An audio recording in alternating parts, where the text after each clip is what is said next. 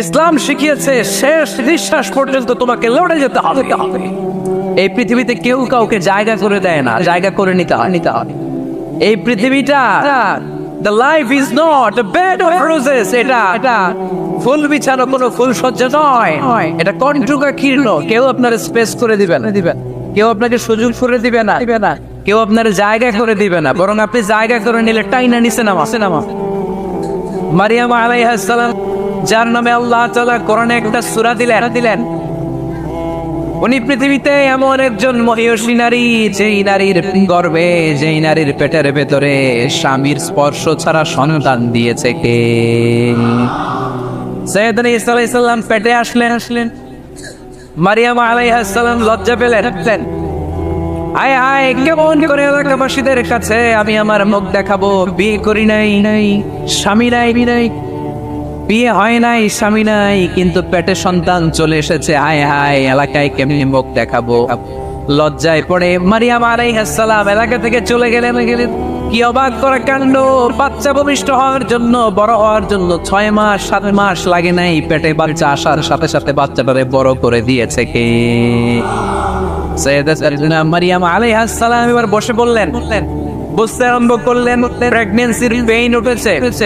হঠাৎ করে পেট থেকে বাচ্চা ভূমিষ্ঠ হয়ে যাওয়ার পরে উনি কাঁপতে আরম্ভ করলেন। ক্ষুধার চোটে খাবার কিছু নাই, সামনে ঝরনা, উপরে একটা খেজুর গাছ। সাইয়েদনা ঈসা আলাইহিস সালামকে কোলে নিয়ে মারিয়াম আলাইহিস সালাম মনে মনে ভাবে, হায় রে, কেউ যদি একটু খেজুর পেড়ে দিত, এই ক্ষুধার ভোগান্তে আমি খেজুরকে পেটের ক্ষুধা নিবারণ করতাম।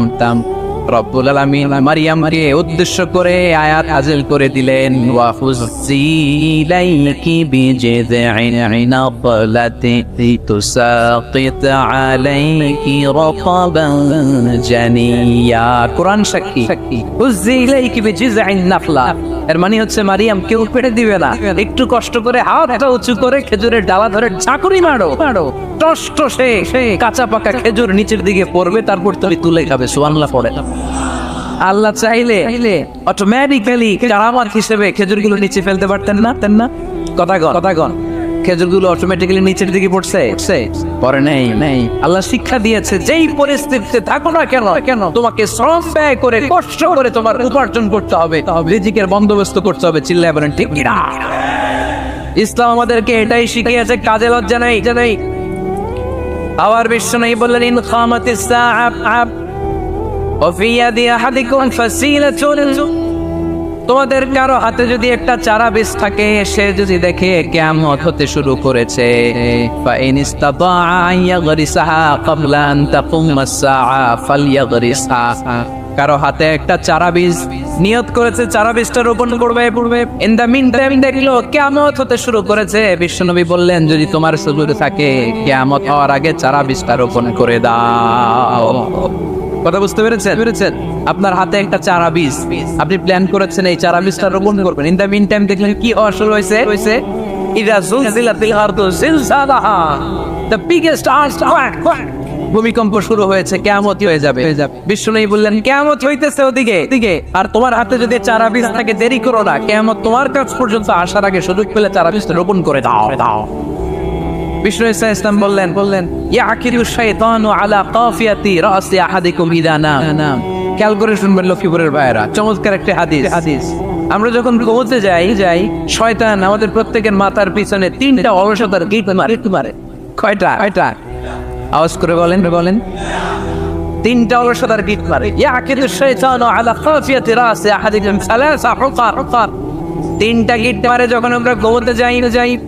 অলসতার 3টা গিট মেরে আমাদের কানের সামনে এসে ফিসফিস করে মন্ত্র পড়তে থাকে, আলাইসা লাইলুন তাওয়িলুন ফারকুদ, আলাইসা লাইলুন তাওয়িলুন ফারকুদ। বিশাল লম্বা রাত, ঘুমাও। অনেক সময় আছে, ঘুমাও। রাত 5টা বেজে যাচ্ছে, তাহাজ্জুদের সময় শেষ হয়ে যাচ্ছে, তখনও শয়তান বলে রাত অনেক লম্বা, ঘুমাও। ফজরের সময় পার হয়ে যাচ্ছে, সূর্য উঠে যাচ্ছে, শয়তান বলে আলাইসা লাইলুন তাওয়িলুন ফারকুদ, এখনো অনেক সময় আছে, লম্বা চৌড়া রাত পড়ে আছে, তুমি ঘুমাও। বিশ্বনবী বললেন, ফাইন ইস্তাইকাযা ওয়া যাকারাল্লাহ ইন হাল্লাত উকদা, আমার উম্মতের কেউ যখন ঘুম থেকে জেগে ঘুম থেকে ওঠার দোয়া পড়া শুরু করে দেয়, অলসতার প্রথম গিটটা সাথে সাথে খুলে দেয় কে? আপনি ঘুম থেকে উঠেই যখন ঘুম থেকে ওঠার দোয়া পড়বেন, আপনার অলসতার প্রথম গিট খুলে দেয় কে? ঘুম থেকে ওঠার দোয়াটা কি? আলহামদুলিল্লাহিল্লাযী আহইয়ানা বা'দা মা আমাতানা ওয়া ইলাইহির নুশুর। প্রশংসা সে আল্লাহ, যে আল্লাহ আমাদেরকে লম্বা একটা ঘুম শেষে, মৃত্যু শেষে আমাদেরকে ঘুম থেকে উঠালেন। এই দোয়াটা পড়ার সাথে সাথে শয়তান যে 3টা গিট মারছে, ওই 3টার একটা খুলে দেয় কে? Fine তাওয়াদ্দা in হাল্লাত আমদা। ঘুম থেকে জেগে ঘুমের দোয়া পড়ার পরে যখন কেউ ওযু করে ফেলে, অলসতার দ্বিতীয় গিটটাও খুলে দেয় কে?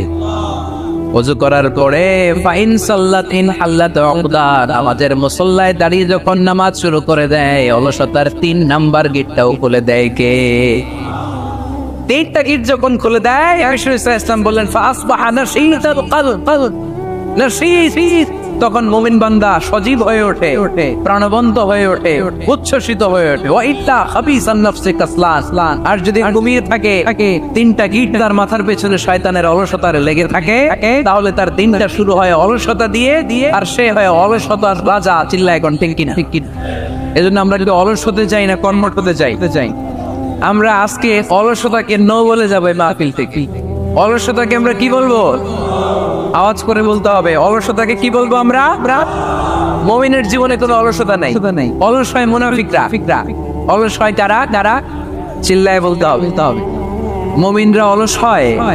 অলস হয় কারা? এজন্য কোরআনে আল্লাহ এই কথাও বলে দিলেন, ওয়াইদা قاموا إلى الصلاة قاموا كسالى يراءون الناس ولا يذكرون الله إلا قليلا। সুবহানাল্লাহ পড়ে। মুনাফিকরা যখন মানুষকে দেখানোর জন্য নামাজে যায়, ওই নামাজে তাদের ইখলাস নাই, ওই নামাজের ভেতরে তাদের কোনো খুশু খুদু নাই, ওই নামাজের ভেতরে আছে শুধু অলসতা। ওই নামাজে কি আছে? কিন্তু আমরা যখন নামাজে যাই, আমাদের অলসতা আছে। আমরা নামাজ পড়লে আমাদের হৃদয়টারে সজীব করে দেয় কে? আমরা ওযু করলে আমাদের মনটাকে চাঙ্গা করে দেয় কে? আমরা মসজিদে ঢুকলে হৃদয়টাকে প্রাণবন্ত করে দেয় কে?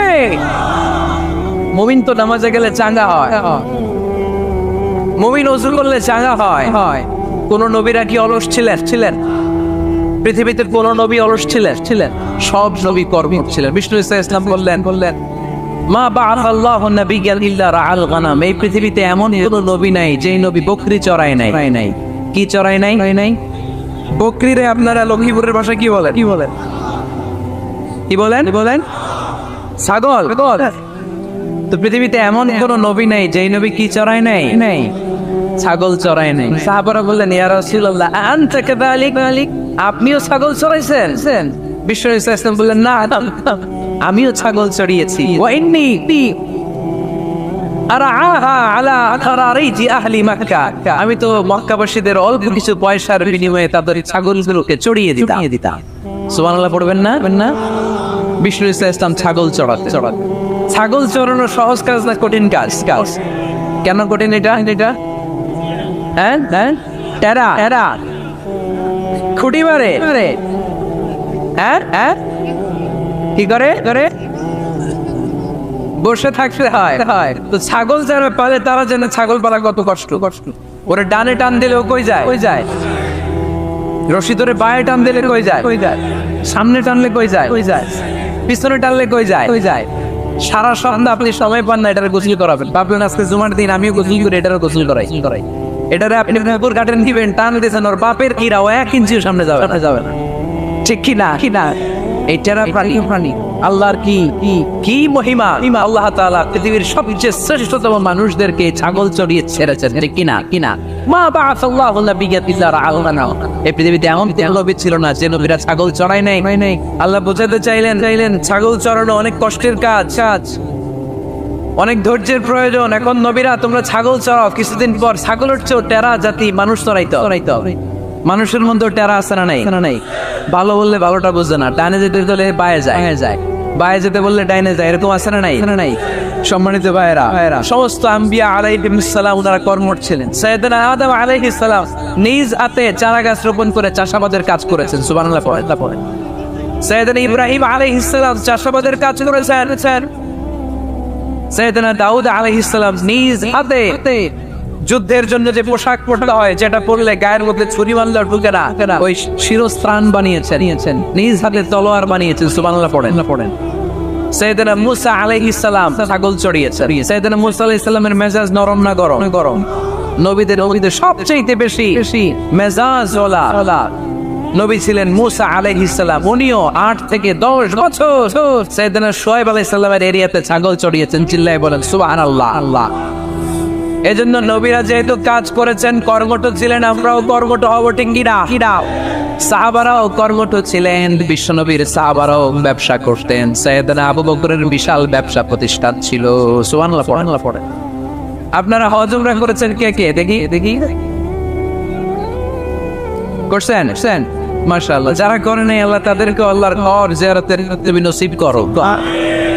বিশ্বনবীর মাকবারার সামনে দাঁড়িয়ে আমরা যেন সালাম পেশ করতে পারি, তুমি নসিব করো। বাইতুল্লাহ শরীফে এবং মসজিদ নববীতে আমরা যেন সালাত আদায় করতে পারি, আল্লাহ তুমি নসিব করো।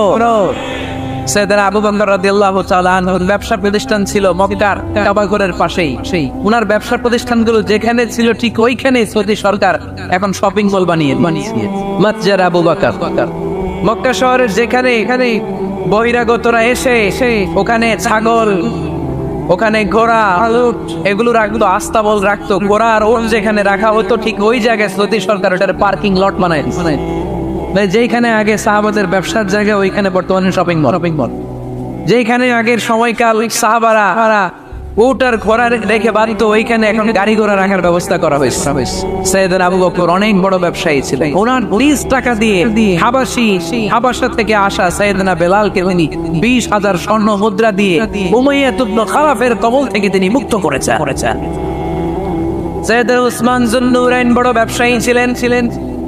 নিজের টাকা দিয়ে মদিনার মুসলমানেরা পানি খেতে পারে না। পীরে রুমা নামে একটা কুয়া ছিল, এই কুয়ার মালিক ছিল ইহুদি। মুসলমানেরা পানি খেতে গেলে এসে বকা দিত, পানি খেতে দিত না। বিশ্বনবী বললেন, আমার সাহাবীদের মধ্যে এমন কি কেউ নাই নিজের অর্থায়নে পীরে রুমা কিনে মুসলমানদেরকে দিয়ে দিবে? সাইয়েদনা উসমান যুন্নুরাইন বলল, ইয়া রাসূলুল্লাহ, আপনার খেদমতে আমি হাজির। মুহূর্তের মধ্যে সাইয়েদনা উসমান যুন্নুরাইন নিজের অর্থায়নে পীরে রুমাটা কিনে মুসলমানদের জন্য সদকা করে দিয়েছে। তো ব্যবসা না করলে, কর্মঠ না হলে, উপার্জন না হলে সদকা করা যাবে? চিল্লায় বলেন, করা যাবে। সুনানে তিরমিজির বর্ণনা, বিষ্ণু ঈসা ইসলাম মক্কা থেকে যত সাহাবারা হিজরত করে মদিনায় এসেছে, মদিনাতে কোনো না কোনো সাহাবার সাথে বিশ্বনবী ভ্রাতৃত্বের বন্ধনে আবদ্ধ করে দিয়েছে। সুবহানাল্লাহ পড়েন। এজন্য মক্কা থেকে যারা এসেছে এদেরকে বলে মুহাজির। এদেরকে কি বলে? আর মদিনায় যারা ছিল এদেরকে বলে আনসার। এদেরকে কি বলে? আওয়াজ করে উত্তর দিবেন। মক্কা থেকে যারা এসেছে তাদের নাম, আর যারা মদিনার সাহাবী তাদের নাম আনসার। আজকে এই মাহফিলে লক্ষ্মীপুর এর বাইরে থেকে কারা কারা আসছে দেখি।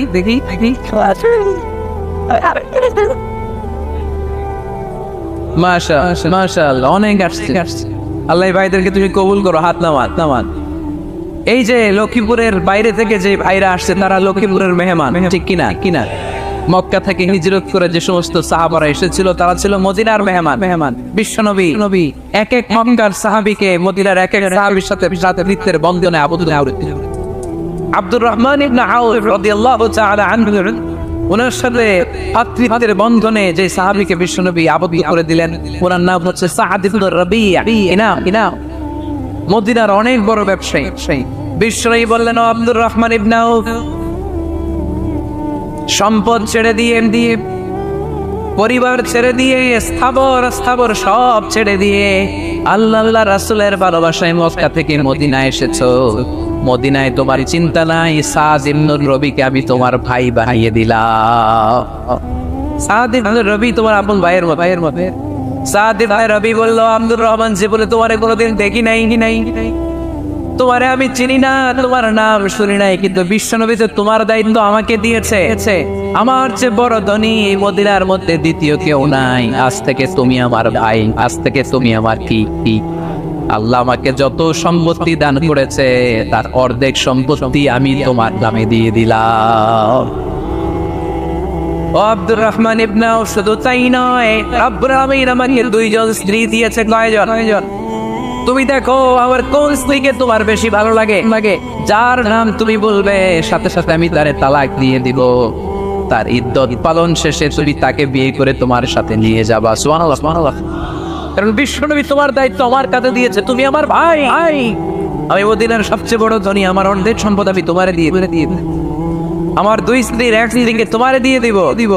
সাইয়েদনা আব্দুর রহমান ইবনে আউফ এই কথা শুনে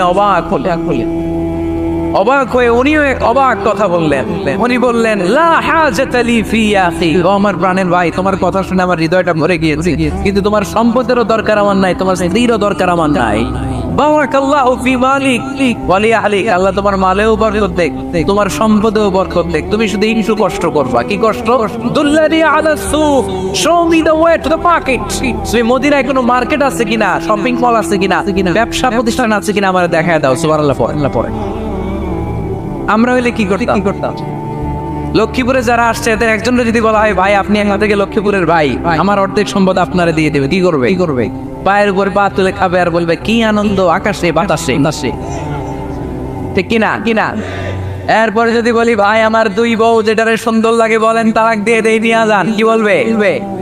কি আনন্দ, আকাশে বাতাসে। আল্লাহ রাসূলের সাহাবী আব্দুর রহমান ইবনে আউফ বললেন, লা হাজাতা লি ফি, আমার দরকার নাই। দুল্লানি আলা সুক, just show me the way to market. এখানে মার্কেট কই আছে দেখায় দাও। অবাক হয়ে গেলেন সাদ বিন রবি। বললেন, ও আব্দুর রহমান ইবনে আউফ, ঠিক আছে, তুমি যদি নিতে না চাও তোমার আমি জোর জবরদস্তি করব না। শুনে রাখো, মদিনাতে ইহুদিদের কয়নুকার একটা বাজার আছে। এই কথা বলার সাথে সাথে আব্দুর রহমান ইবনে আউফ চলে গেলেন। এর পরের দিন অল্প কিছু পনির আর ঘি নিয়ে ব্যবসা শুরু করলেন। পনির আর ঘিয়ের ব্যবসা করতে ব্যবসায় তিনি এত লাভ করলেন, উনি বললেন, আমি যদি কখনো মদিনার বালুর মধ্যে হাত দিতাম, এই বালুটারও সোনা বানায় দিত কে? দুল্লানি আলা সুক, লক্ষ্মীপুরের কর্মঠ যুবক ভাইয়েরা, এ আব্দুর রহমান ইবনে আউফ আমাদের প্রেরণা। উনি অন্যের গাড়ে পাড়া দিয়ে খেতে চায় নাই, আরেকজনের উপর ডিপেন্ডেন্ট বা নির্ভরশীল হতে চায় নাই। তিনি স্বাবলম্বী হওয়ার শিক্ষা লেসেন কিয়ামত পর্যন্ত গোটা বিশ্বের যুবকদের জন্য রেখে গিয়েছে। চিল্লায় বলো ঠিক কিনা? দুল্লানি আলা সুক, show me the way to market. Market কোথায় দেখাও। পনির আর ঘি নিয়ে ব্যবসা করতে কয়েক মাসের ব্যবধানে ইতিহাস সাক্ষী সাইয়েদনা আব্দুর রহমান ইবনে আউফ মদিনার বিশাল বড় বিজনেস ম্যাগনেটে পরিণত হয়ে গেলেন। চিল্লায় পড়েন আল্লাহু আকবার। এজন্য ব্যবসার ভিতরে বরকত লুকিয়ে দিয়েছে কে? বিশ্বনবী বললেন, আত-তাজিরা সাদুকাল আমিন মা'আন নাবিয়্যিন ওয়াস সিদ্দীকিন ওয়াস শুহাদা'i ওয়াস সালিহিন।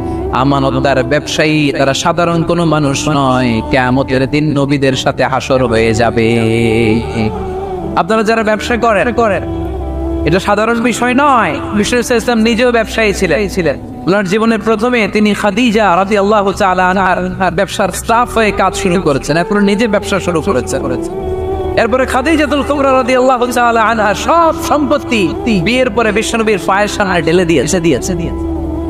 বললেন, ইয়া রাসূলুল্লাহ, এই সম্পদ আমি আপনাকে দিয়ে দিলাম, আপনি ইচ্ছা মতো দিনের প্রয়োজনে খরচ করেন। সুবহানাল্লাহ। এজন্য বিষ্ণু ইসলাম আমাদের জন্য উপমা, আব্দুর রহমান ইবনে আউফ আমাদের জন্য উপমা। যারা ব্যবসা করেন তারা বিষ্ণু ইসলামের সুন্নাহ পালন করছেন। আত-তাজির আস-সাদুক আল-আমিন। বিষ্ণু বললেন, সত্যবাদী আমানতদার ব্যবসায়ী, যে ব্যবসা করছে যে মিথ্যা কথা বলে না। অনেক ব্যবসায়ীরা আছে পণ্য চালানোর জন্য মিথ্যা কথা বলে আর কসম কাটে। আসরা নেই। এমনটা করা যাবে? সকালবেলা স্ত্রীরে বলে এই গরুগুলা বিক্রি করবো, তুই একটা দাম কত কমো। স্ত্রীরে শিখাই দিচ্ছে এই গরুর দাম তুই 40,000। তো বউ বলে ঠিক আছে, দাম পেলাম 40,000।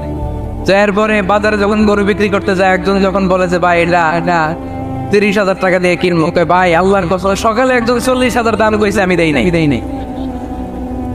আছে না নাই?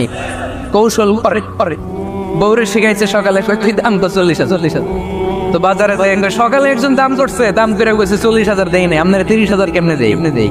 এরকম ডাকাইতে আছে না নাই? আলহামদুলিল্লাহ লক্ষ্মীপুরে এরকম লোকজন নাই। আরে নাই, আমি কই নাই, এরা কই আসছে। লক্ষ্মীপুরের মানুষ খুব ধার্মিক, আমি জানি। লক্ষ্মীপুর, নোয়াখালী, ফেনী, এই বেল্টের লোকজন খুব আল্লাহওয়ালা।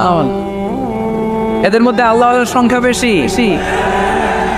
এখানে আলেম ওলামা বেশি, এখানে মসজিদ মাদ্রাসা বেশি।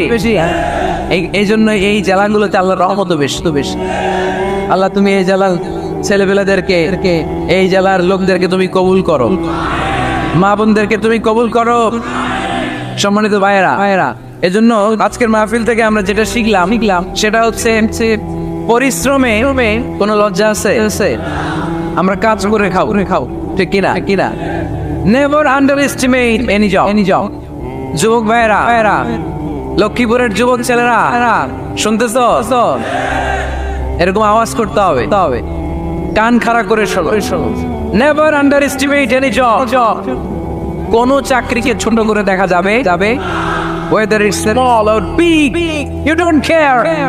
এটাতে কেয়ার করা যাবে না। ছোট্ট চাকরি পাইলে ঢুকে যাবা, বড় অফার আসলে পরে ঢুকবা। এটা ছোট কাজ, এটা হোটেলের ওয়েটার, এটা ছোট্ট স্টাফ, এটা কেরানি না, কাজই। কাজের মধ্যে কোনো ছোট বড় নাই। খেটে খাওয়া মানুষকে বিশ্বনবী অনেক সম্মান করতেন। বিষ্ণু ইসলাম খেটে খাওয়া মানুষদেরকে এত ভালোবাসতেন, বিদায় হজের মতো এত গুরুত্বপূর্ণ ভাষণও এই মেহনতি মানুষদের কথা বাদ যায়। সুবহানাল্লাহ পড়বেন না? 3টা ছিল জুমাবার। বিষ্ণু ইসলাম আরাফাতের ময়দানে দাঁড়িয়ে ঐতিহাসিক একটা ভাষণ দিলেন। এই ভাষণের নাম হলো বিদায় হজের ভাষণ। এই বিদায় হজের ভাষণেও খেটে খাওয়া মানুষের কথা বিশ্বনবী বাদ দেয় না। বিশ্বনবী বলেছেন, খবরদার, অধীনস্থ কর্মচারীদের সাথে খারাপ আচরণ করো না। আতঈমুহুম মিম্মা তাকুলুন ওয়াকসুহুম মিম্মা তালবিসুন। খবরদার, মনে রেখো, তোমরা যা খাবে তোমাদের অধীনস্থ কর্মচারীদেরও তা খাওয়াবে, তোমরা যা পড়বে তাদেরও তা পড়াবে। বিশ্বনবী শেষ নিঃশ্বাস ত্যাগ করে যাওয়ার আগে যেই কয়েকটা কথা বলেছিলেন তার মধ্যে মেহনতি মানুষদের জন্য কথা আছে রাড়াই। বিষ্ণু ইসলাম যখন শেষ নিঃশ্বাস ত্যাগ করবেন তিনি বলেছিলেন, আসসালাত উম্মতেরা, নামাজ ছেড়ে দিও না, নামাজ তরফ করো না, নামাজ কাজা করো না।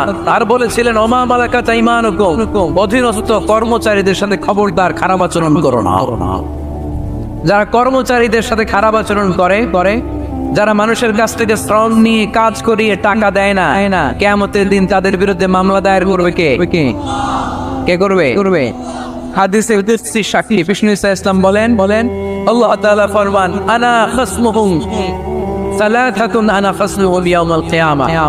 3 শ্রেণীর ব্যক্তির বিরুদ্ধে আল্লাহ বলেন, আমি নিজেই কিয়ামতের দিন মামলা দায়ের করব। I will be against them in the day of judgment. 3 categories of people I will be against them in the day of judgment. 3 শ্রেণীর লোক কিয়ামতের দিন তারা ছাড় পাবে না। আল্লাহ বলেন, আমি নিজেই তাদের বিরুদ্ধে মামলা দায়ের করব। এর মধ্যে এক শ্রেণীর লোক হচ্ছে রাজুলুন ইস্তাজারা জিরান ফাস্তাউফা মিনহু ওয়া লাম ইয়াতি আজরা। একজন শ্রমিক ভাড়া করে তার কাছ থেকে কাজ নিয়েছে কিন্তু তার পারিশ্রমিক আদায় করে নাই। এরকম আছে না নাই? দাপট দেখায় ইউনিভার্সিটির ক্যান্টিনগুলোতে, ইউনিভার্সিটির ক্যান্টিনে যে খায় মাগার বিল দেয় না, এরকম টাকাইতে আছে না নাই? চায়ের দোকানে চা খেয়ে পরে দিব, বিল দেয় না, আছে না নাই? দোকানে যে পণ্য কিনে বিল দেয় না, পরে দিব, আছে না নাই? কিয়ামতের দিন আল্লাহ তোরে মাস্তানি ছুটাবে, চিল্লা এখন ঠিক কিনা? আমি নিজেই তাদের বিরুদ্ধে মামলা দায়ের করবো। কথাটা কার? এজন্য বিশ্বনবী বললেন, খবরদার, মেহনতি মানুষ, পেটে খাওয়া মানুষ, এদের দোয়া কবুল হয়ে যায়। আতুল আজিরা আজরাহু ক্বাবলা আন ইয়াজিফা আরাকুহু। খবরদার, বিশ্বনবী বললেন, শ্রমিকের ঘাম শুকিয়ে যাওয়ার আগে তাদের পারিশ্রমিক মিটিয়ে দাও। বিশ্বনবীর বিখ্যাত হাদিস আতুল আজিরা আজরাহু ক্বাবলা আইয়াজিফা আরাহু। শ্রমিকের ঘাম মাটিতে লাগার আগে, শুকিয়ে যাওয়ার আগে তাদের পারিশ্রমিক মিটিয়ে দাও, কেননা তারা যদি বদদোয়া করে তোমার জীবনকে জাহান্নাম বানিয়ে দিবে কে? বিষ্ণু ইসলাম সব সময় খেটে খাওয়া মানুষদেরকে আগলে রাখে, সব সময় শুধু যে ভাষণে মেহনতি মানুষদের সাথে ভালো আচরণ করতে বলতেন, শ্রমিকদের সাথে ভালো আচরণ করতে বলতেন, এমন নয়। ওনার ব্যক্তিগত জীবন ঘাটলেও দেখা যায় উনি শ্রমিকদের সাথে কেমন আচরণ করছেন। বিষ্ণু ইসলামের একজন খাদেম ছিল, আপনারা তার নাম জানেন?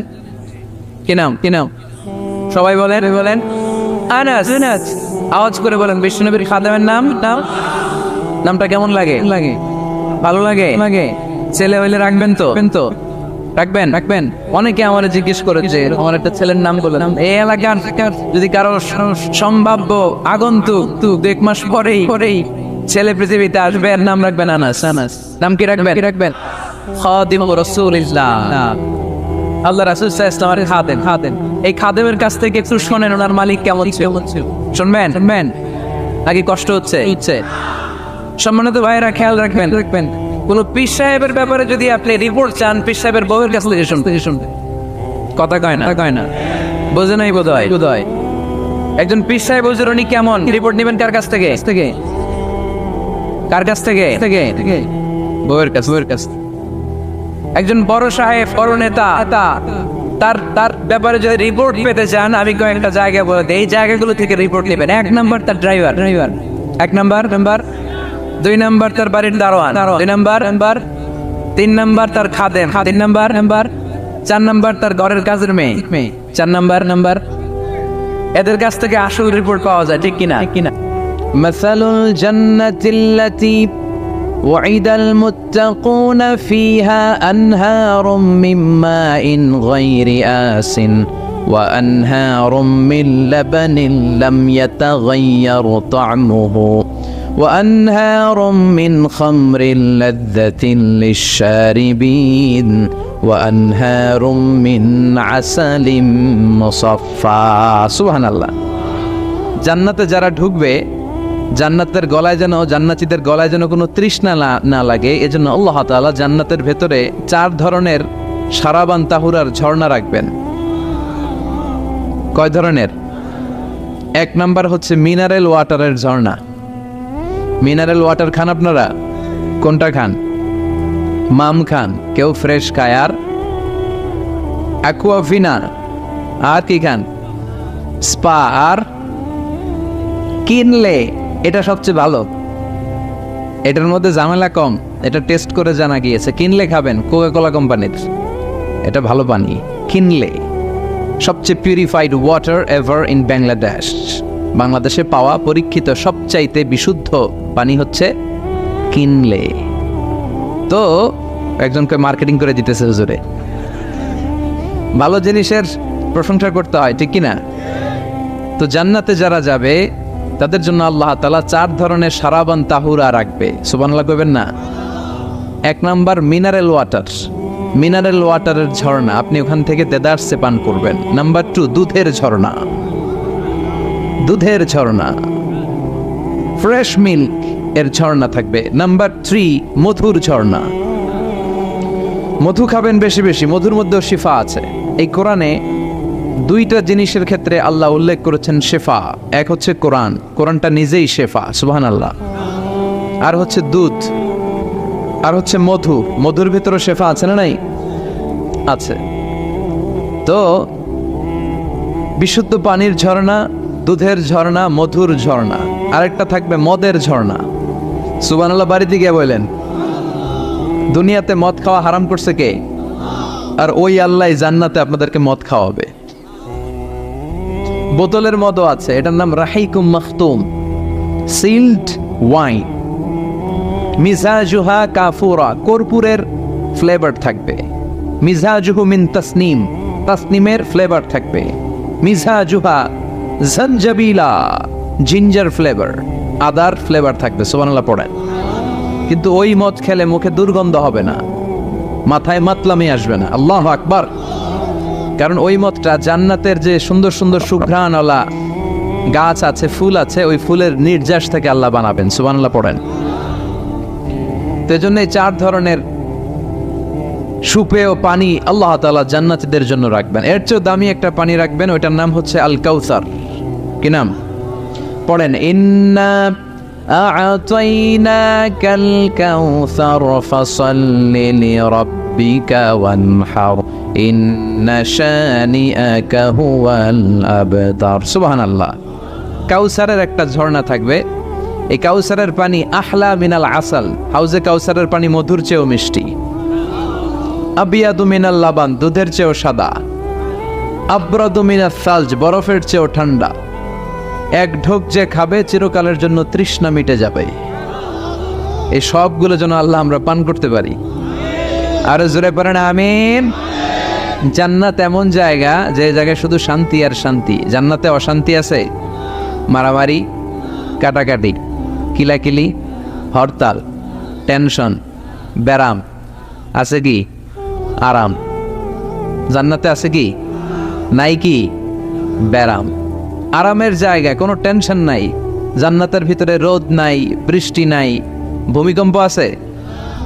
দুনিয়াতে ভূমিকম্পের টেনশন হয় না? বন্যা আছে জান্নাতে? পুলিশের দৌড়ানি, র্যাবের দৌড়ানি আছে?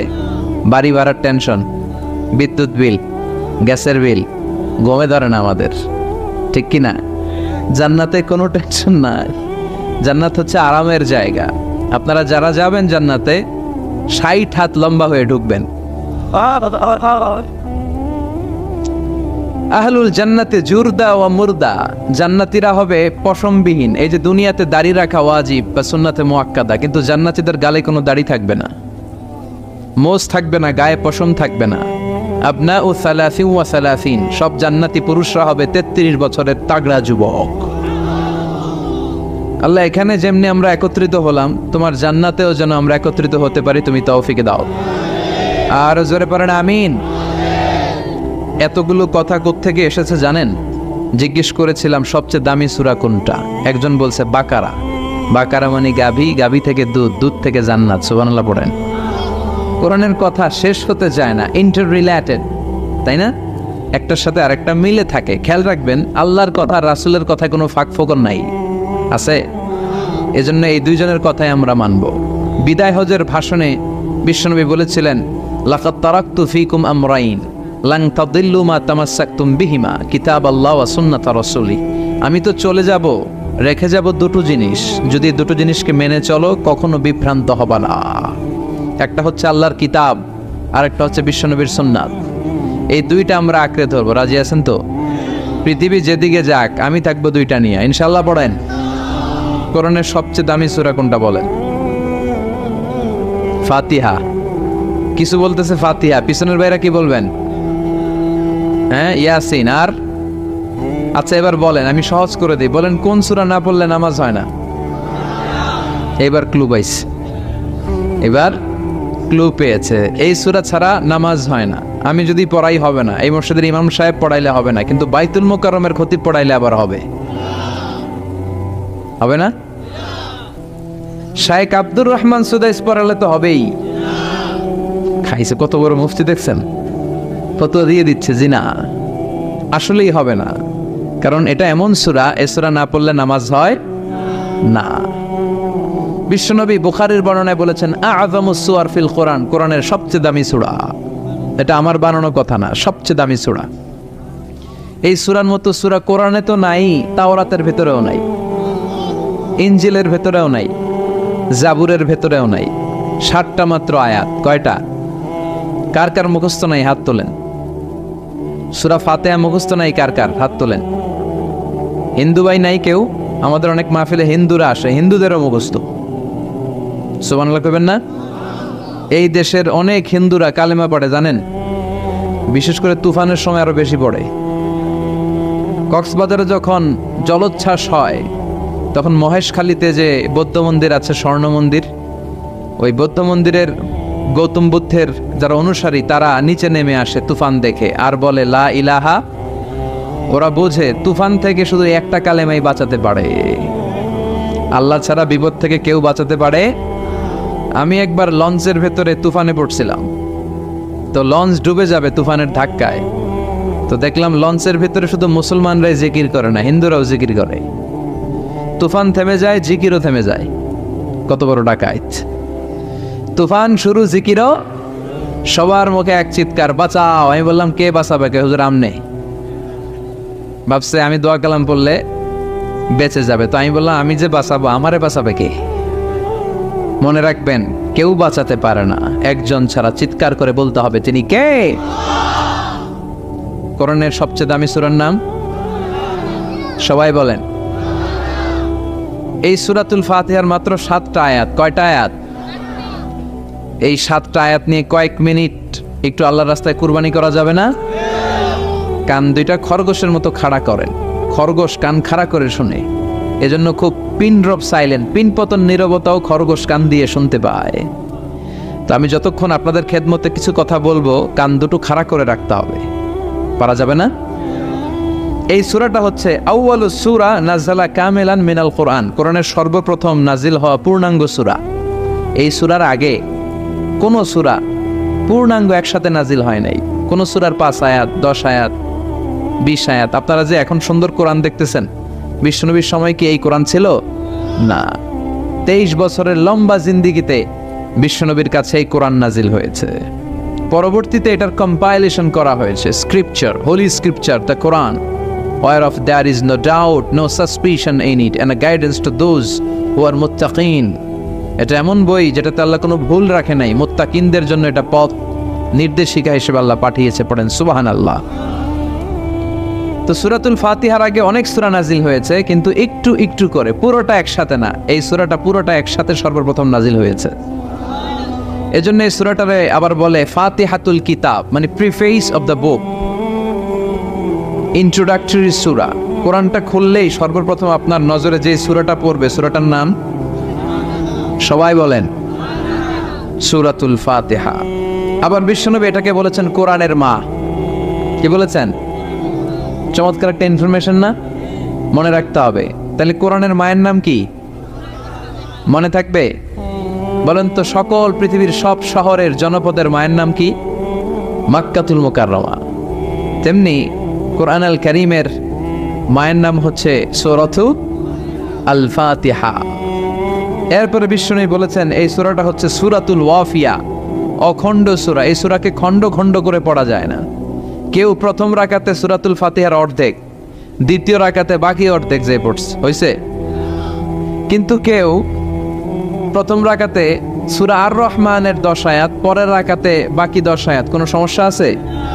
সমস্যা নাই। তার মানে এই সূরার নাম সূরাতুল ওয়াফিয়া, অখণ্ড সূরা। মানে এই সূরাকে খণ্ড খণ্ড করে পড়া যায় না, পড়লে পুরোটাই পড়তে হয়। সুবহানাল্লাহ পড়েন।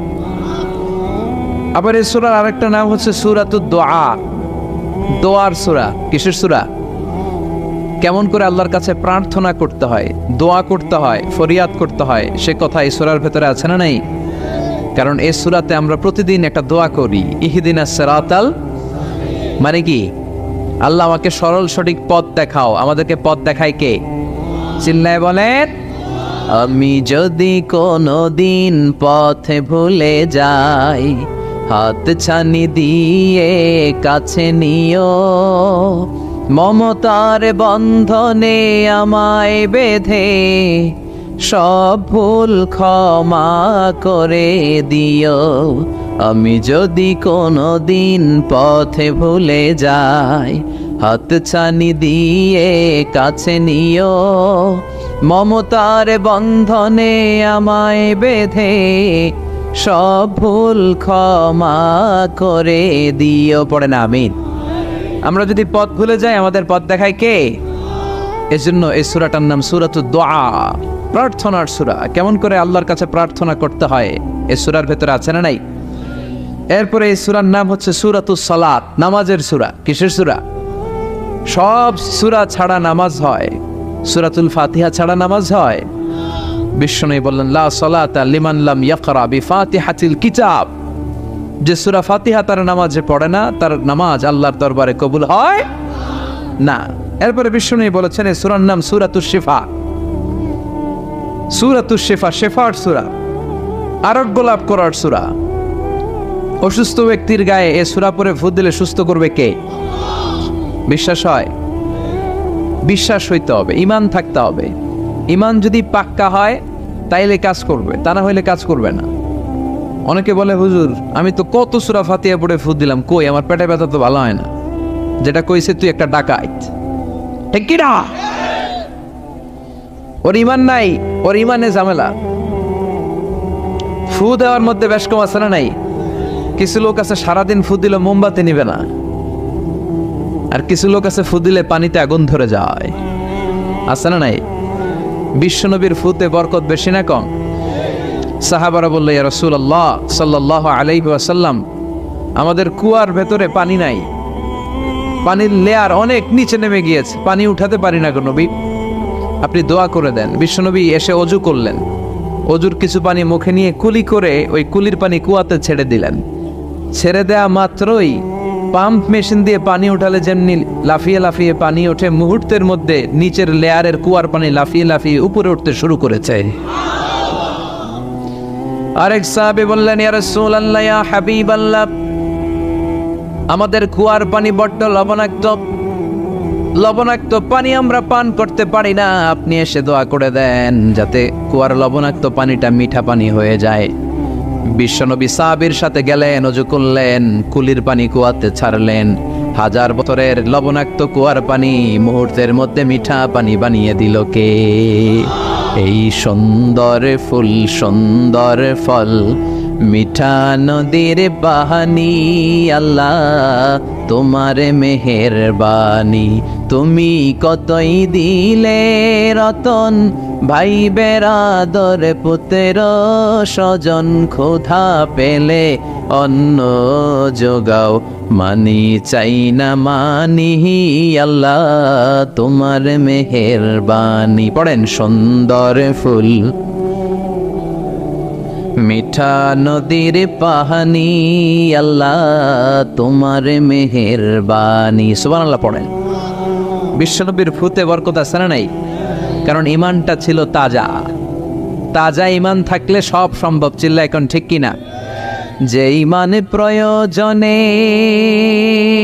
জ্বলে ওঠে না, যে ঈমান সত্য ন্যায়ের কথা বলে না, যে ঈমান প্রয়োজনে জ্বলে ওঠে না, যে ঈমান সত্য ন্যায়ের কথা বলে না, যে ঈমান বাস্তবে নাই, যে ঈমান অন্তরে নাই, মুখে শুধু কথার কলি, কি করে তারে বলো ঈমানে বলি, ঠিক কি না?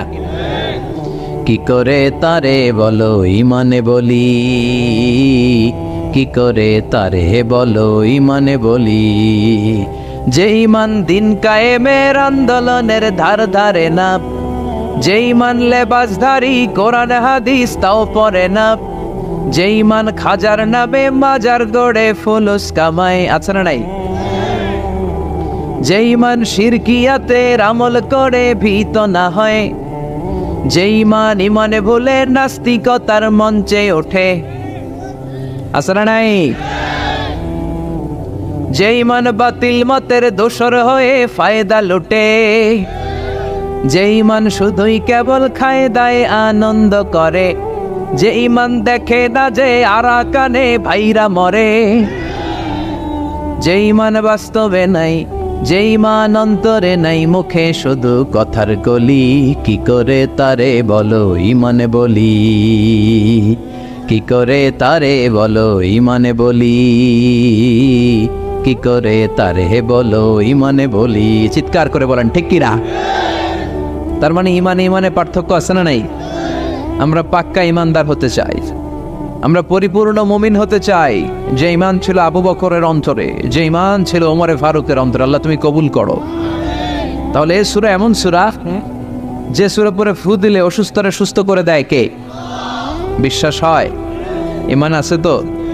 গন্ডগোল নাই তো? ফু দিলে সুস্থ হয়ে যাবে। সূরাতুশ শিফা। নিজেই নিজেকে রুকিয়া করবেন, তাবিজ ঝুলাবেন না। তাবিজ ঝুলাতে বিশ্বনবী নিষেধ করেছেন। যে তাবিজ ঝুলায় আল্লাহ তাআলা ওই তাবিজের উপর তাকে ন্যস্ত করে দেয় আর বলে আমার রহমত তোর থেকে তুলে নিলাম, দেখি তোরে কে বাঁচায়। এজন্য আজ থেকে তাবিজ যা আছে ছিঁড়ে ফেলবেন। তবে কিছু কিছু স্কলাররা বলেছে ছোট বাচ্চা যারা নিজেরা এখনো আয়াতুল কুরসি পড়ে সূরা ফাতিহা পড়ে নিজেদেরকে ফু দিতে পারে না, মা বাবা কতক্ষণ ফু দিবে? 2 বছরের বাচ্চা, 1 বছরের বাচ্চা, মা বাবা যখন ফু দেয় জিন পড়ি এসে ডিস্টার্ব করে না। মা যখন রান্নাঘরে যায় ছোট বাচ্চাটারা এসে ডিস্টার্ব করে, আছে না নাই? তো এই ছোট বাচ্চা নিজে সূরা ফাতিহা পড়ে ফু দেওয়ার আগ পর্যন্ত, নিজে আয়াতুল কুরসি শিখে নিজেকে ঝাড়ফুঁক শিখার আগ পর্যন্ত ওই বাচ্চাদেরকে ফর দ্য সার্টেন পিরিয়ড, ক্ষণিক সময়ের জন্য তাবিজ দেয়া যাবে। অনেক মূর্খরা এগুলো বুঝতে চায় না। আমার এক আলোচনা নিয়ে অনেক জায়গায় তোলপাড় যে আজারি সাহেব তাবিজের পক্ষে কথা বলেছে, ছোট বাচ্চাদের তাবিজের কথা বলেছে। কই পেয়েছে দলিল? ওরা পড়ে নাই। জাননেওয়ালার উপরও জাননেওয়ালা আছে, খেয়াল রাখতে হবে। আবু নওয়াসের কবিতা, ওয়া কুল্লি মাইয়াদ্দাঈ ফিল ইলমি ফালসাফাতান হাবাসতা শাইআন ওয়া গাবাত আনকা আশিয়াউ। তোমার সামনে কেউ যদি দাঁড়িয়ে বলে আমি সব জানি, তুমি বৃদ্ধাঙ্গুলি দেখিয়ে বলো তুমি কিচ্ছু জানো না, তোমার জানার অনেক বাকি।